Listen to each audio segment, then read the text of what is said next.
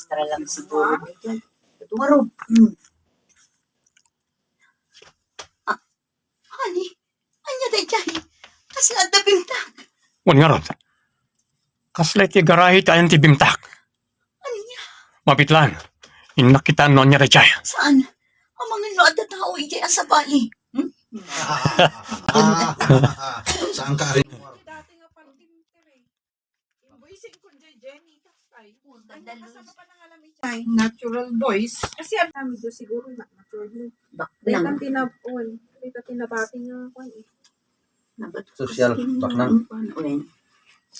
Inakitaan no niya rechay. Saan? Ang mga nood na tao ijay sa bali ti panunod na. Damay galing dyan. Wala, agad big Garahe tayo ti bimtak. Mapitlan. Inakitaan no niya rechay. Saan na niya? Ang mga nood na tao ijay sa bali ti gandat na. Ang mga nood niya apay ti mapasamot kan kan. Ang mga no pinabetak dati may sa kadagitilugan tayo. Ano nga?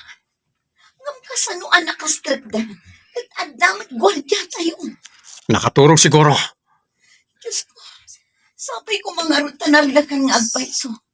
Sapay ko matawan dakas ana pasamak kan ko ana. Iso nga isikatiin pan ko dito. Na, Pi anak to.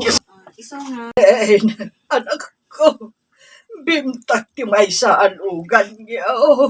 Anya? Sino nga tatyakin aramid iti daytoy?